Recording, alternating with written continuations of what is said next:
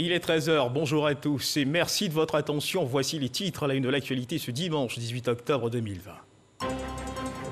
Présidentielle 2020, dans le cadre de la reprise du dialogue politique, gouvernement et opposition avaient pris rendez-vous à la primature. Les partis de l'opposition ne se sont pas présentés au rendez-vous fixé. Le point de notre reporter à suivre dans ce journal.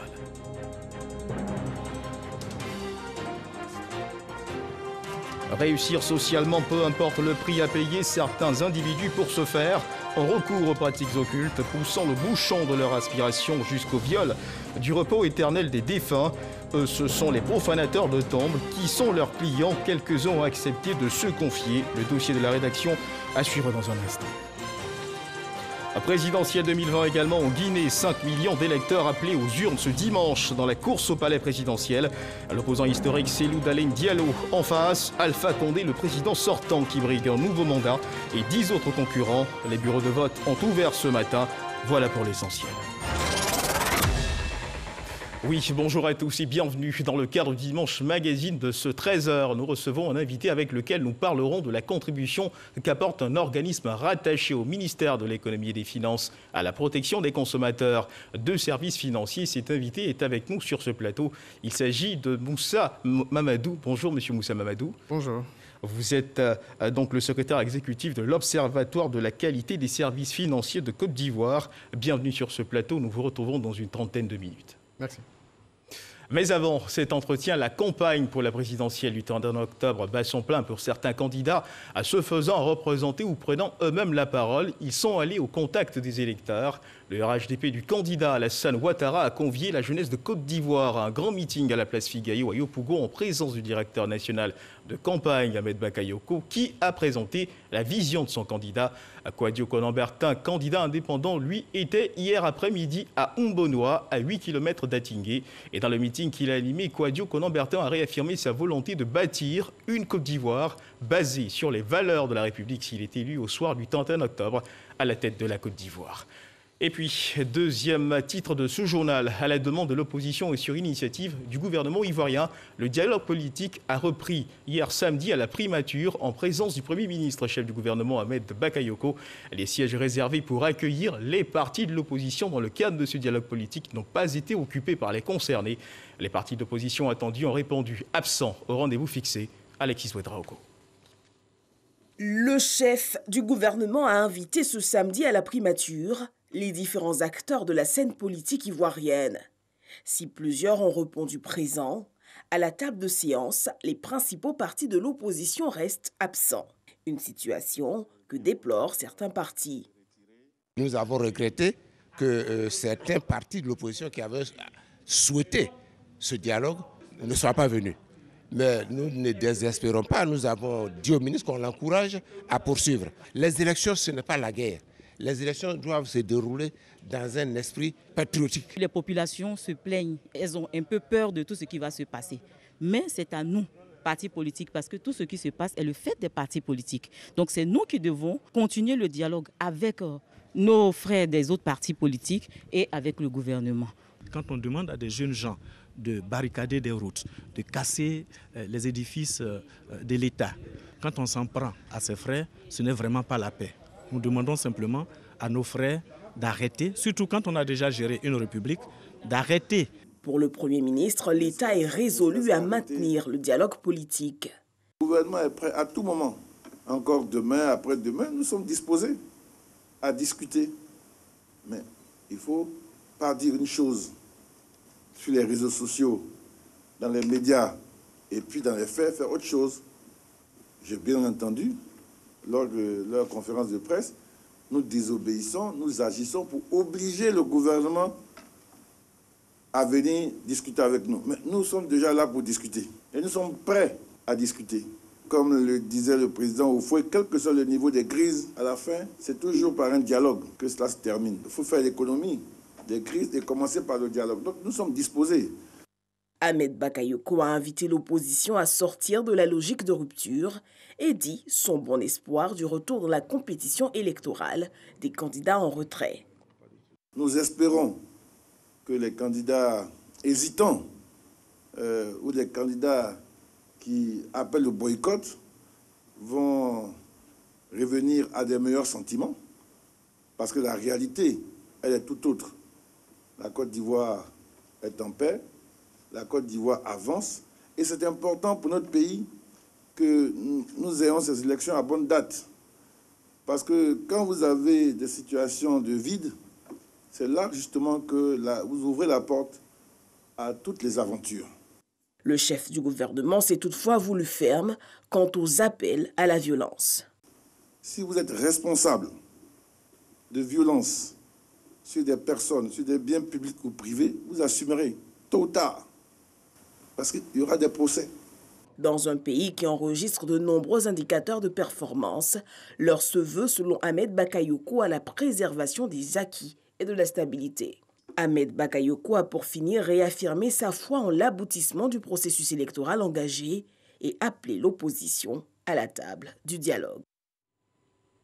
Et puis, sachez que l'on vote pour la présidentielle en Guinée ce dimanche. 5 millions d'électeurs appelés aux urnes. 12 candidats sont en lice, dont le président sortant Alpha Condé qui brigue un nouveau mandat et son principal opposant Cellou Dalein Diallo. Les bureaux de vote ont ouvert donc ce dimanche matin. Ils devraient fermer ce soir à 18h. Le ministre du Budget et du Portefeuille de l'État a signé lundi dernier la lettre d'engagement des directeurs généraux ou responsables de projets des structures sous tutelle de son département. Ces responsables de projets devront tout mettre en œuvre pour atteindre les objectifs à eux assignés. Francis Boifot. Des lettres d'engagement signées par le ministre du Budget et du Portefeuille de l'État et 4 directeurs généraux des structures sous tutelle. C'est une première. Le budget de l'État dorénavant s'exécute suivant différents programmes. À chaque programme sont assignés des objectifs. Il y a des indicateurs pour apprécier l'atteinte de ces objectifs. Donc la lettre d'engagement, c'est un peu le document qui va, permettez-moi l'expression, contractualiser ou retracer les engagements pris par les responsables du programme devant le premier responsable du département ministériel, engagement d'atteindre donc les objectifs qui ont été fixés. Le budget programme exige des responsables de projet plus de rigueur dans l'exécution des différentes tâches. Nous allons tout mettre en œuvre avec l'ensemble de nos collaborateurs pour atteindre les objectifs à nous assigner dans le cadre de ce programme.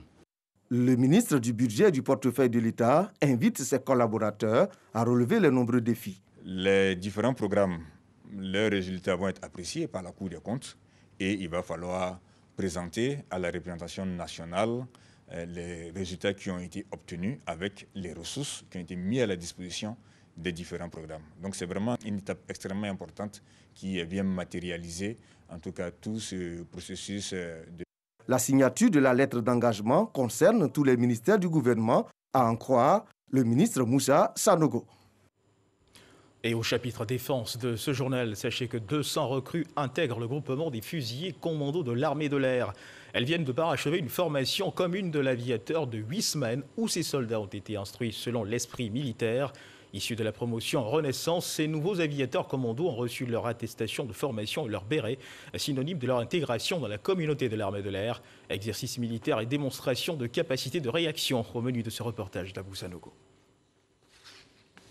Leur formation s'est déroulée du 16 août au 9 octobre, simultanément sur le site de la base aérienne d'Abidjan et celui du centre d'instruction des fusiliers commando de l'air à Yamoussoukro. En fin de formation commune de l'aviateur, ces 200 soldats de deuxième classe, dont un personnel féminin de la promotion Renaissance, viennent renforcer les rangs de l'armée de l'air. Ces recrues du groupement des fusiliers commando de l'air qui ont reçu leur attestation et béret, couronnement de leur formation, ont été instruits et éduqués selon l'esprit militaire qui prône des valeurs, à savoir la solidarité, la rigueur, l'entraide, l'efficacité et surtout la discipline. C'est donc maintenant que commence votre travail aux côtés de vos anciens dans l'harmonie, comme l'indique notre devise, un seul corps. Ces aviateurs de la classe 2019 ont été invités à être des modèles. L'unité dans laquelle vous appartenez désormais est un corps d'élite qui tient à sa réputation et à son blason. Vous avez pour mission de maintenir la flamme allumée au travers de vos actions et réactions dans les missions qui vous seront bientôt confiées. Les nouvelles recrues ont fait des démonstrations de savoir-faire FUSQUA, fusilier commando de l'air. Un exercice tactique a été exécuté par une escouade du groupement des fusiliers commando de l'air, y compris ses recrues. L'unité d'élite Fuscoa est chargée des combats au sol, du ratissage et de l'occupation d'une zone après les frappes aériennes, de la sécurisation des aéronefs en zone hostile, de la récupération des équipages tombés en zone ennemie, de la sécurisation des aires temporaires d'atterrissage et de la défense des installations aériennes. Et la sécurité est aussi sanitaire, raison pour laquelle il ne faut surtout pas manquer de continuer d'observer les mesures barrières contre la Covid-19.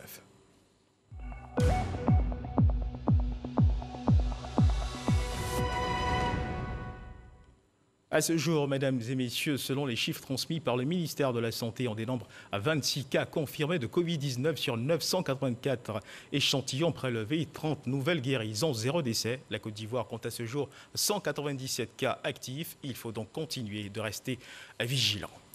La disparition de la forêt ivoirienne est de plus en plus perceptible avec la destruction de la forêt. Face à cette menace, l'Observatoire ivoirien pour la gestion durable des ressources naturelles, ou IREN, a mobilisé les acteurs pour la mise en place d'une observation indépendante forestière en Côte d'Ivoire. C'était à Yamoussoukro. Il s'agit pour toutes les parties prenantes de faire propositions et suggestions afin de permettre à cette observation indépendante forestière d'élaborer des rapports crédibles dans le respect de la réglementation en vigueur. Le reportage de Soro Corona. Le constat de la déforestation en Côte d'Ivoire est alarmant. De 16 millions d'hectares au début des années 1900, la Côte d'Ivoire ne dispose que de 3 millions d'hectares aujourd'hui. Pour y faire face, le gouvernement ivoirien a lancé une série d'initiatives pour une meilleure gouvernance forestière, au nom desquelles la politique de préservation, de réhabilitation, d'extension forestière et la loi sur le code forestier. L'application de cette loi a permis la mise en place de l'Observatoire ivoirien pour la gestion durable des ressources naturelles, OIREM. Cet organe a pour mission de créer un cadre national d'observation indépendante forestière en Côte d'Ivoire. Les acteurs se sont retrouvés à Yamoussoukro pour améliorer et valider ces cadres. Quelles sont les exigences et les lignes directrices contraignantes à la société civile, justement pour que nos rapports d'observation indépendante soient inattaquables, parfaitement crédibles. Voici un peu le sens de notre rencontre de ce jour. Le secteur privé, les rois et chefs traditionnels sont impliqués dans cet organe. On a des jolies lois, mais il n'y a pas de suivi. Ça fait qu'il y a toujours des problèmes entre nos populations. Donc je pense que ce que nous allons faire, pour pas que ça reste dans les tiroirs. Le représentant du ministre des Eaux et Forêts a exhorté les participants à faire des propositions. Nous attendons de vous des rapports d'observation indépendante transparents, crédibles et acceptés par tous les acteurs du secteur forestier et dont les recommandations permettront d'améliorer la gouvernance forestière en Côte d'Ivoire. Les membres de l'Observatoire ivoirien pour la gestion durable des ressources naturelles réfléchissent également sur un mécanisme de suivi de la prise en compte des recommandations pertinentes de la société civile par l'administration forestière. Mesdames et messieurs, si vous subissez au quotidien les effets troublants liés aux nuisances sonores ou si vous êtes le témoin de scènes de pollution, sachez qu'un centre de gestion de réclamation client existe désormais au ministère de l'Assainissement et de la Salubrité. Ce centre a pour mission de gérer vos préoccupations en matière d'ordures ménagères et de nuisances sonores. On en sait plus avec Grace Cando. Bonjour monsieur, que puis-je faire pour vous? J'ai constaté que la femme de mon voisin déverse des ordures dans le caniveau. D'accord. Nous prendrons votre réclamation en compte. Vous recevrez un accusé de réception pour confirmer que nous avons pris en compte votre réclamation. D'accord. D'accord. Merci. Nous sommes au centre des relations clients du ministère de l'Assainissement et de la Salubrité. Un dispositif qui va permettre de répondre efficacement aux préoccupations des populations. Ce centre traite, entre autres, les questions liées aux nuisances sonores, les installations anarchiques, le ramassage d'ordures et le trouble de voisinage. Le ministère a décidé de mettre en place donc un centre de gestion des réclamations clients de manière à nous rapprocher davantage de nos clients qui sont en réalité les usagers de ce service public-là. Notre stratégie de gestion des réclamations clients permet d'apporter des réponses de manière très prompte, donc des réponses à toutes les attentes de nos concitoyens. La présentation du centre de relations clients a été précédée d'un discours inaugural fait par la ministre de l'Assainissement et de la Salubrité, Anne Désirée Ouloto, est revenu sur les procédures internes de gestion et organisationnelles d'un centre de relations clients. Le projet de pôle agro-industriel dans la région du Bélier du district de Yamoussoukro est dans sa phase active depuis quelques années d'un montant de 80 milliards de francs CFA. Il vise à contribuer à l'accroissement de la sécurité alimentaire et nutritionnelle à travers la redynamisation de filières agricoles porteuses. C'est justement pour mieux accompagner les bénéficiaires que le projet initie une formation à leur intention. Objectif, faciliter les accès au financement. Kader Sogodogo. Depuis le 14 février 2017, l'État de Côte d'Ivoire et la Banque africaine de développement BAD ont mis en place un financement de 80 milliards de francs CFA dans le cadre du projet de pôle agro-industriel dans la région du Bélier et du district de Yamoussoukro, 2 PAI Bélier. L'objectif majeur est de redynamiser les filières agricoles porteuses, riz, maïs, manioc, légumes, porcins et poissons, un moyen efficace de lutter contre la faim. Le projet prend en compte les initiatives privées avec les petites et moyennes entreprises PME de toutes les tailles. C'est justement pour faciliter leur accès à des financements que le 2 PAI Bélier et l'agence Côte d'Ivoire PME forment 200 PME. C'est une collaboration qui sera intensifiée avec l'agence Côte d'Ivoire PME à partir de 2021. Il y a d'autres opportunités qui vont suivre. C'est notamment le financement à travers le fonds de développement des chaînes de valeur. Il y a également le fonds Covid mis en place par le gouvernement. Tout ça, c'est des opportunités qui permettront de financer les activités des PME. Dans les prochains jours, l'agence Côte d'Ivoire PME, avec l'appui du projet DPI Bélier, sera présent auprès des entrepreneurs, auprès des porteurs de projets, afin qu'ils puissent optimiser leur système de production et pouvoir bénéficier de l'appui de l'État de Côte d'Ivoire au travers des différents programmes que l'État a mis en place. Une formation qui vient à point nommé pour les bénéficiaires. Au vu de tout ce que nous avons eu comme information, ça m'ouvre vraiment l'esprit sur comment acquérir un marché, comment avoir du financement. Et cela est un plus pour moi. Il y a des techniques que je ne connaissais pas et que je viens effectivement d'acquérir. Je crois que ça me servira pour le futur dans mes activités. Après la formation, ces PME pourront contribuer à l'atteinte des objectifs assignés au projet de pôle agro-industriel de la région du Bélier et du district de Yamoussoukro. Au bout, il y a la sécurité alimentaire. Et puis ce mot de culture dans votre journal, mesdames et messieurs, le royaume du Djuablin, installé dans l'est de la Côte d'Ivoire, a un nouveau roi, Nanan Kablandiye. Il a été intronisé samedi dernier selon les us et coutumes à Caen, en présence du représentant du président de la République. Il devient ainsi le 14e roi du Djuablin. Il place son règne sous le sceau de l'unité, de la fraternité et de la paix dans son royaume. Mamadou Kouassi nous en dit plus.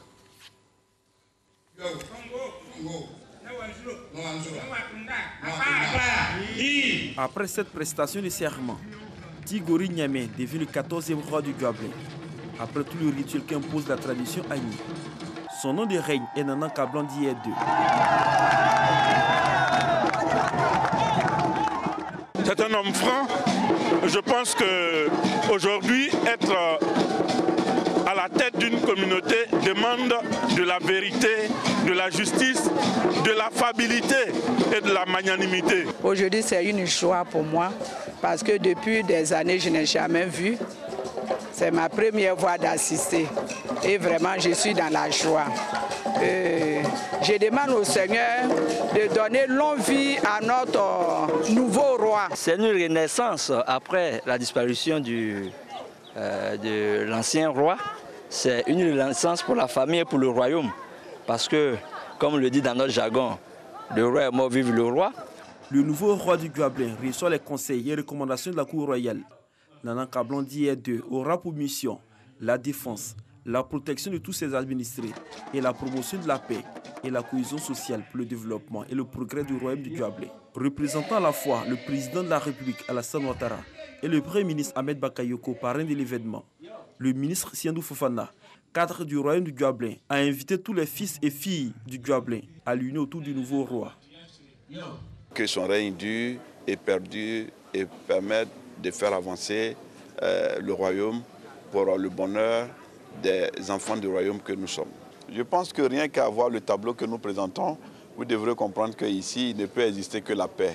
parce que c'est le royaume de la paix et nos parents nous ont appris à vivre en parfaite cohésion et en toute fraternité. Et c'est solidaire et dans la cohésion toujours renouvelée que nous vivons notre fraternité et que nous partageons cette joie et cette paix. Le 14e roi du Guablé a reçu du président de la République Alassane Ouattara un véhicule de type 4x4 remis par le ministre Siandou Fofana. Le nouveau roi du Guablé était technicien dans une entreprise privée de Korogo.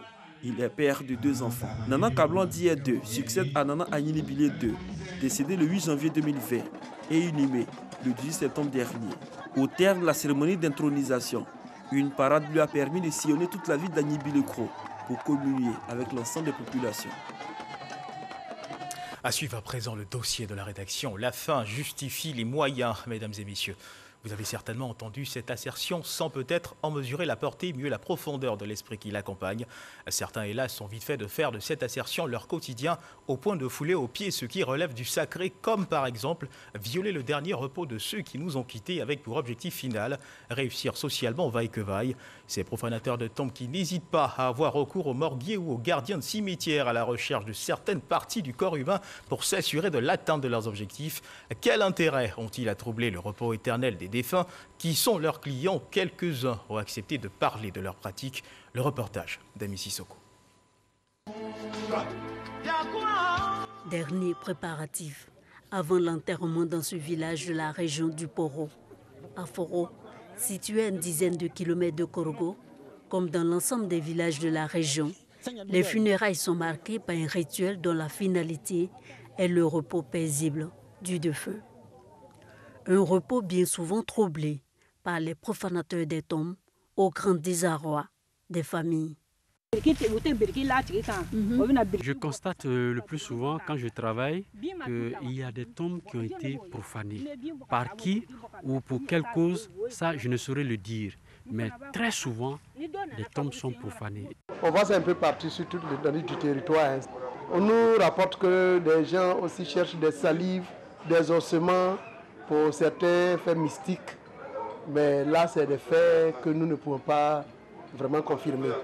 Les profanateurs de tombes, parlons-en. Ceux-ci ont accepté de lever le voile sur leurs pratiques, mais à certaines conditions. 2 heures du matin dans un cimetière que nous ne nommerons pas pour respecter la parole donnée. Par semaine, il vient ici, bon, 1 fois, 2 fois. Cet homme a fait de la profanation des tombes un métier qu'il pratique depuis 30 ans. Je l'ai appris avec un mienga. Tu soulèves ta main au-dessus de la tombe et puis tu récites le verset. Le corps sort et puis maintenant tu as 9. De nombreux jeunes s'adonnent à cette pratique. C'est un moyen comme un autre pour eux de gagner de l'argent. Il regarde où les jeunes se réunissent, il regarde et puis il cause avec lui, il commence à lui faire des plaisirs en lui payant des choses, en lui donnant de l'argent. Donc il devient son ami pour connaître son intention. C'est à partir de là qu'il va profiter, il va lui poser la question, est-ce que tu peux faire ça pour moi? Puisque l'amitié est déjà liée, il va le faire pour lui. Et puis ils vont se faire des sous. On juge le prix, une fois qu'on tombe d'accord, on vient faire du travail pour lui. Bon, souvent c'est de 300 000 à 400 000. Les commandes obtenues, l'étape suivante consiste à se tourner vers les préparateurs mystiques. Généralement, un individu ne se lève pas pour aller faire telle offrande ou tel sacrifice. C'est à partir donc d'une consultation chez un devin qui lui dit « vous avez tel problème » ou « pour ce que vous demandez, il faut faire telle offrande ou tel sacrifice ». Généralement, on ne voit pas les corps être enterrés ou bien ensevelis avec un tissu rouge ou noir. C'est toujours le blanc. Donc pour ne pas que tu portes cette tenue blanche, il te faut justement ce morceau de tissu blanc appartenant déjà à un cadavre.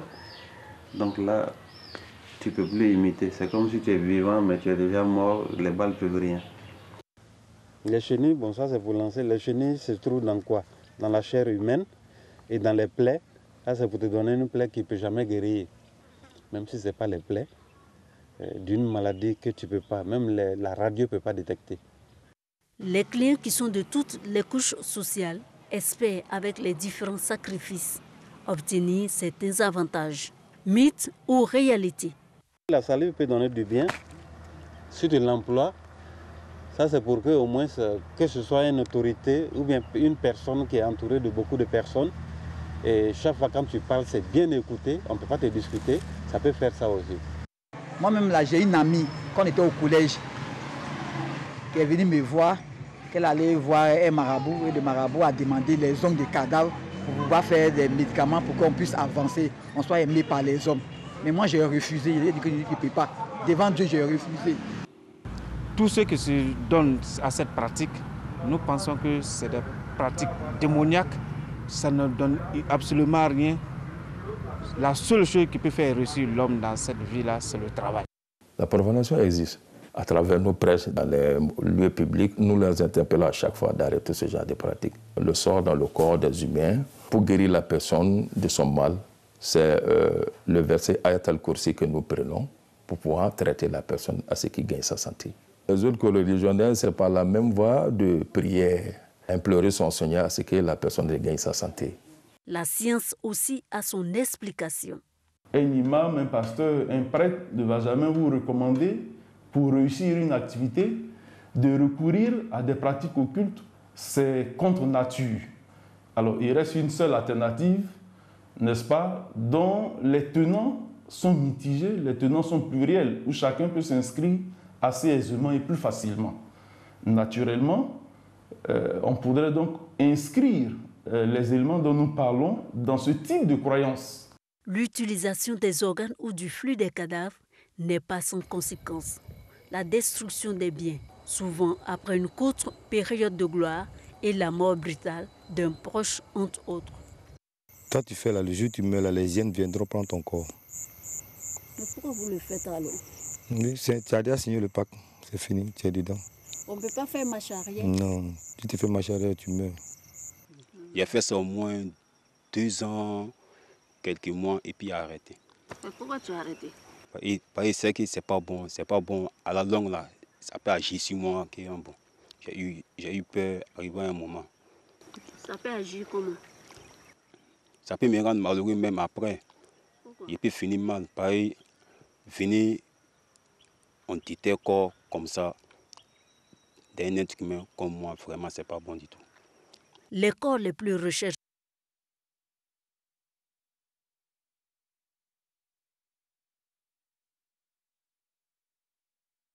Je rappelle que vous êtes le secrétaire exécutif de l'Observatoire de la qualité des services financiers de Côte d'Ivoire. Avec vous, Monsieur Moussa Mamadou, nous allons parler de la contribution qu'apporte l'Observatoire de la qualité des services financiers de Côte d'Ivoire à la protection des consommateurs de services financiers. Mais avant d'entrer dans le vif du sujet, Monsieur Moussa Mamadou, une question. Qu'est-ce que l'Observatoire de la qualité des services financiers de Côte d'Ivoire? Merci. En tout cas, on vous remercie déjà au nom du ministère de l'Économie et des Finances, mais également du Conseil d'orientation de l'Observatoire, avec à sa tête le président Jacques Kono Assaoré, qui est par ailleurs directeur général des Trésors et de la comptabilité publique, de nous donner l'opportunité de présenter donc cet outil de gouvernance donc, aux téléspectateurs.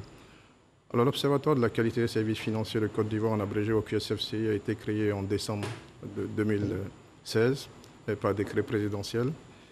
C'est un outil de gouvernance, comme je l'ai dit tantôt, qui a 3 missions essentielles.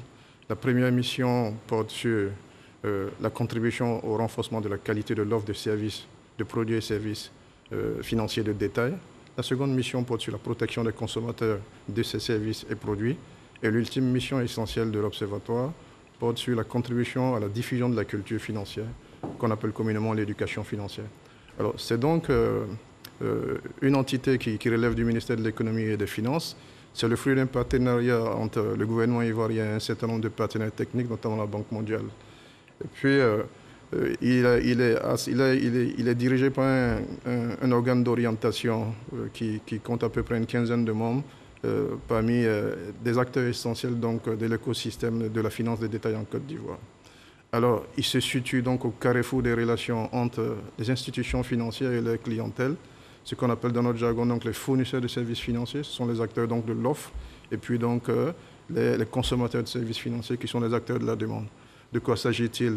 Au niveau des fournisseurs, vous avez essentiellement les établissements de crédit, qu'on appelle communément les banques, les systèmes financiers décentralisés, qu'on appelle de façon générale les institutions de microfinance, Vous avez également les émetteurs de monnaie électronique. Ce sont en général des filiales d'opérateurs de téléphonie mobile donc, qui opèrent dans ce qu'on appelle donc, le mobile money.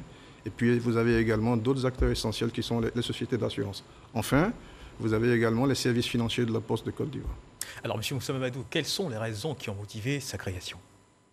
La création de l'Observatoire procède de la mise en œuvre de réformes communautaires au niveau donc, de l'UEMOA. Vous savez, on appartient donc à une union qu'on appelle l'Union économique communautaire ouest-africaine. La Côte d'Ivoire, avec 7 autres pays, donc, compose cette union-là. Alors, l'objectif de ces réformes-là qui ont été conduites donc, sous l'égide de l'UEMOA, c'était de permettre à nos économies d'être compétitives en matière donc, de financement de ces économies-là, mais également d'assurer une bonne protection des consommateurs de services, des produits, des consommateurs de services financiers. Et enfin, je vais dire à la limite, l'autre élément essentiel au niveau de cette réforme de l'UEMOA, c'est de renforcer donc l'inclusion financière. Alors, c'est un peu donc ce qui a présidé à la création de l'Observatoire en Côte d'Ivoire. Et quels sont les principaux avantages qu'offre cet observatoire aux populations? Alors, il faut distinguer 3 séries d'avantages. Allez-y. 3 séries d'avantages en réalité qui pointent vers les missions essentielles de l'Observatoire que je viens donc de vous énumérer tantôt. Alors, la première série d'avantages procède donc du dispositif de médiation et de conciliation financière de l'Observatoire. Alors, la médiation financière, c'est un dispositif extrajudiciaire qui permet donc à 2 parties, donc avec le concours d'un tiers qu'on appelle le médiateur, un tiers indépendant et professionnel, donc pour pouvoir donc régler leurs différends de façon amiable. D'accord. Donc ça, c'est le premier avantage donc, de l'Observatoire. La création de l'Observatoire donnera donc l'opportunité aux clients des banques, des compagnies d'assurance, des émetteurs de monnaie électronique, quand un différend se profile, donc de pouvoir régler leurs différends par la voie donc, du dialogue et de façon amiable avec ces banques-là et ces entités-là. Ça, c'est le premier avantage. Le second avantage, c'est que très bientôt, l'Observatoire va mettre en place donc, un programme d'éducation financière. Oui. Essentiellement, ça va être un programme d'éducation financière en ligne qui va être développé via, donc, je veux dire, à la limite, des technologies web assorties donc d'une version mobile. Ça va permettre donc aux populations d'améliorer leurs connaissances en matière de finances, mais également, je veux dire, à la limite, de décomplexer leurs relations par rapport à l'argent et donc d'avoir les bons réflexes financiers. D'accord. Et puis, troisième série également d'avantages, c'est que rapidement, en tout cas très prochainement à brève échéance, l'Observatoire va mettre en route également un autre outil emblématique. C'est un comparateur des conditions de service. De quoi s'agit-il? C'est une lucarne informatique qui va permettre donc à l'internaute, aux clients et à l'usager de façon générale d'y aller et de pouvoir comparer suivant des critères, je veux dire à la limite, des produits et des services qui sont, je veux dire à la limite, élaborés et pas telle entité financière, telle banque, telle compagnie d'assurance ou tel émetteur de monnaie électronique. Donc voici les 3 avantages, série d'avantages qu'offre la création de l'Observatoire au niveau des populations et des usagers de façon générale. Alors M. Moussa Mamadou, avant de poursuivre cet entretien, je vous invite à suivre un élément qui devrait nous permettre d'en savoir un peu plus sur les avantages qu'offre cet outil pour les consommateurs. Ce qu'il faut également savoir, c'est que créé en décembre 2016, comme vous l'avez annoncé tout à l'heure, l'Observatoire de la qualité des services financiers de Côte d'Ivoire est donc un outil d'aide à l'amélioration de l'inclusion financière. Il participe ainsi à la mise en œuvre des réformes de l'Union économique et monétaire ouest-africaine sur les conditions de financement des économies et la protection des consommateurs de produits et services financiers. Malheureusement, cet outil est donc méconnu du grand public. Quelques explications de notre reporter, Cheikh Koné. Est-ce la fin des récriminations sans suite des usagers des produits et services financiers? En tout cas, depuis sa création en décembre 2016, c'est la mission dévolue à l'Observatoire de la qualité des services financiers. Il s'est fixé pour mission de mettre un point d'honneur sur la transparence des principes d'équité grâce à la médiation financière. En clair, ce dispositif de gouvernance gratuit d'accès, inclusif et équitable, replace l'usager des services financiers au cœur des priorités des établissements de crédit, des émetteurs de monnaie électronique, des sociétés d'assurance, des services de la poste et bien d'autres. Depuis sa création en 2016, à la faveur d'un partenariat entre le gouvernement ivoirien et la Banque mondiale, cet observatoire a étendu ses activités sur 3 principales missions. L'amélioration de la qualité de l'offre des produits et services financiers, la protection des consommateurs et la diffusion de la culture financière. Cependant, malgré sa noble mission dont il est adoubé, l'observatoire reste encore méconnu du grand public. Pour inverser la tendance, l'Observatoire entend innover en mettant en service une application de gestion en ligne des plaintes, ainsi que la mise sur pied d'un site comparateur des offres de services financiers. À terme, il s'agit d'aider au renforcement de la compétitivité de l'économie ivoirienne en proposant aux consommateurs des produits et services financiers plus adaptés, de meilleure qualité et à moindre coût, grâce notamment à la construction d'un secteur financier inclusif, innovant et plus efficient. Voilà ce sujet de Cheikh Koné qui vient éclairer notre lanterne sur le sujet abordé. Nous parlions à l'instant des avantages qu'offre cet observatoire aux populations. Parlons à présent, M. Moussa Mamadou, des avantages qu'offre cet observatoire pour les organismes financiers. Alors, vu du côté des organismes financiers, ce qu'on appelle les acteurs de l'offre, les avantages sont nombreux. On peut également les ramasser autour de 3 séries d'avantages et d'atouts pour les établissements financiers. On va dire ainsi comme ça pour simplifier. Alors, la première série d'avantages, c'est que la création de l'observatoire permet d'introduire dans le jeu, dans l'écosystème de la finance de détail, une saine émulation entre les différents acteurs. Alors, une saine émulation qui permet un peu à la limite de challenger, à la limite, les dispositifs et les processus qualité de ces entités-là. Ça, c'est le premier avantage. Il ne s'agit pas de concurrence, mais il s'agit de créer une saine émulation en procédant périodiquement, par exemple, à l'évaluation d'un certain nombre de procédures de politique de ces organismes financiers-là, à l'effet de s'assurer que, à la limite, leur offre de services et de produits correspondent à des standards de qualité escomptés. Ça, c'est la première catégorie d'avantages vus sous l'angle des acteurs de l'offre. Deuxième série d'avantages, c'est justement la mission emblématique de l'Observatoire qui porte donc sur les dispositifs de conciliation et de médiation financière. En procédant ainsi, on permet donc, à la limite, à ces établissements financiers-là, à la limite, de régler leurs litiges potentiels avec leur clientèle de façon amiable. Ça désengorge les tribunaux, mais ça renforce l'éthique financière. Et puis, ultime catégorie d'atouts et d'opportunités que peuvent saisir les établissements financiers à travers donc, un outil comme l'Observatoire de la qualité, c'est d'accroître leur visibilité au sein de la population. Au-delà, à la limite, de leur vocation première, qui est donc d'être des acteurs marchands, et à la limite d'avoir une vocation commerciale, il s'agit de renforcer leur ancrage sociétal au niveau donc, des populations. Donc ça, c'est un objectif également qui permet donc de faire de l'Observatoire un cadre de rencontre et cadre d'échange entre les acteurs de l'offre et la clientèle de ces institutions-là et la clientèle potentielle. D'accord. Alors, comme tout organisme qui se fixe des objectifs, vous avez forcément des priorités. Quelles sont les vôtres? À ce stade donc d'opérationnalisation de l'Observatoire, nous avons 3 priorités essentiellement.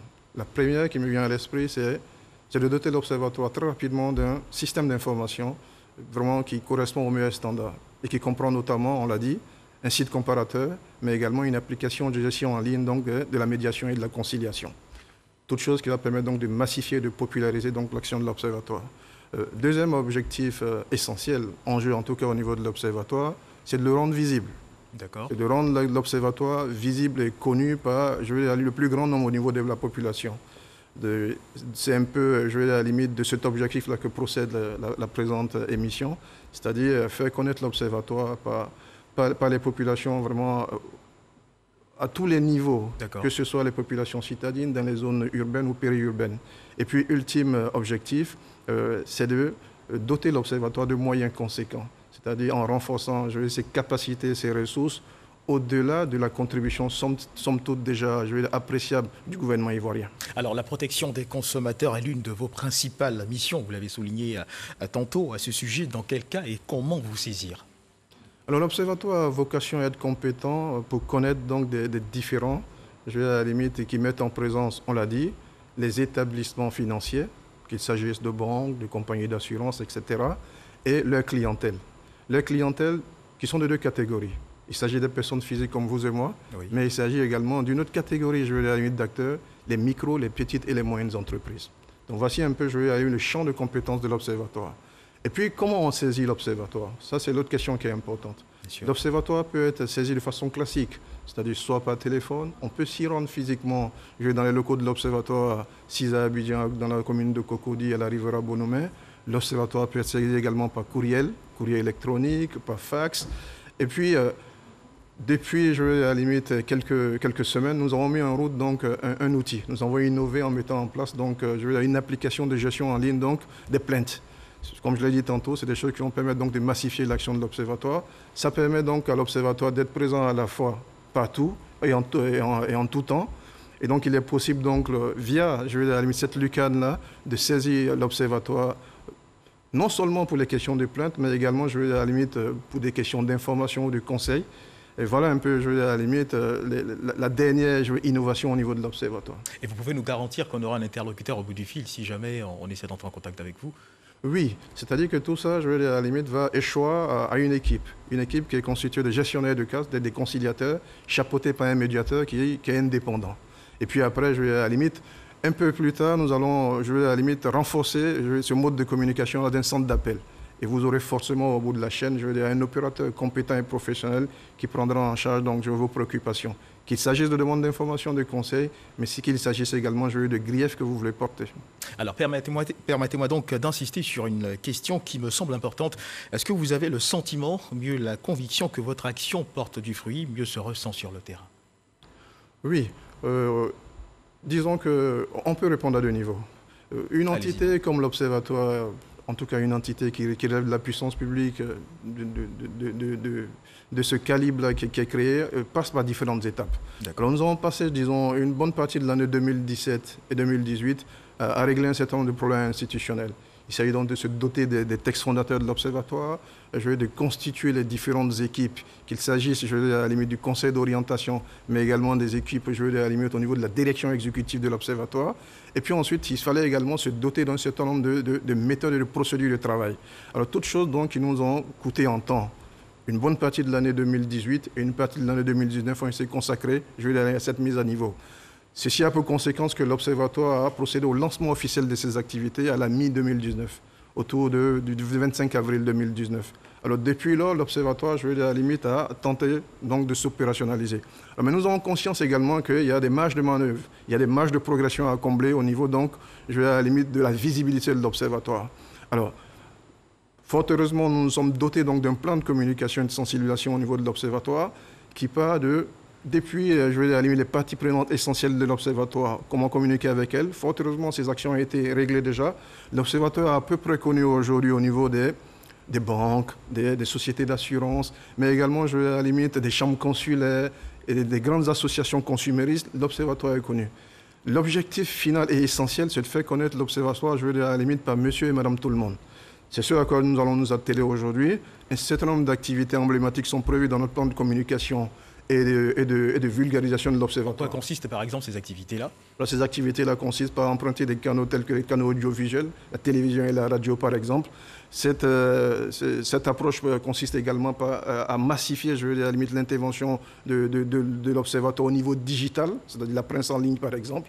Et puis, à la limite, ensuite, poursuivre, à la limite, les rencontres entre l'Observatoire et un certain nombre d'acteurs essentiels au niveau de l'inclusion financière. Les acteurs gouvernementaux en font partie, certains partenaires techniques et financiers en font partie, certains acteurs tels que les fintech également en font partie. Et cette communication s'inscrit dans un délai bien précis ou il est à définir?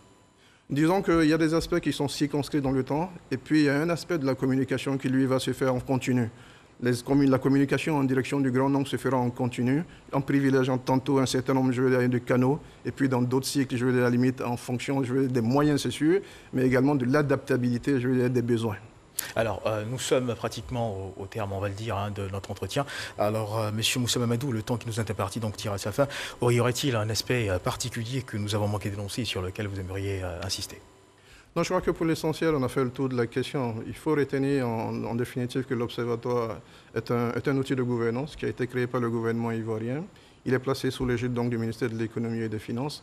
C'est la maison commune, à la limite, des établissements financiers, mais également des populations en tant que clients potentiels de ces institutions-là. Il ne faut pas hésiter donc à saisir l'Observatoire en cas de demande, à la limite, d'informations, mais de conseils utiles, mais surtout également, en cas de grief, l'Observatoire peut être utile en termes de conciliation et de médiation entre, à la limite, les institutions financières et les clientèles. Est-ce qu'il existe des contacts sur lesquels on pourra éventuellement joindre cet observatoire? Oui, l'observatoire est joignable au niveau comme je l'ai dit, au téléphone. Notre standard, c'est le 22 49 20 89. L'observatoire également, à la limite, a une vitrine aujourd'hui, un site web www.oqstf.ci. Et puis, à la limite, l'observatoire, comme je vous l'ai dit tantôt, est également joignable à travers notre application de gestion des plaintes en ligne à l'adresse www.mediationfacile.ci. Merci Monsieur Moussa Mamadou d'avoir donc répondu favorablement à notre invitation. Avec vous, nous avons parlé de l'aspect important, n'est-ce pas, des avantages qu'offre cet observatoire aux populations et aux partenaires financiers. Merci donc d'avoir répondu à nos questions. C'est moi qui vous remercie. C'est donc la fin de cette édition du Dimanche Magazine. Mesdames et messieurs, merci de nous avoir suivis et bon début d'après-midi. Dieu nous garde.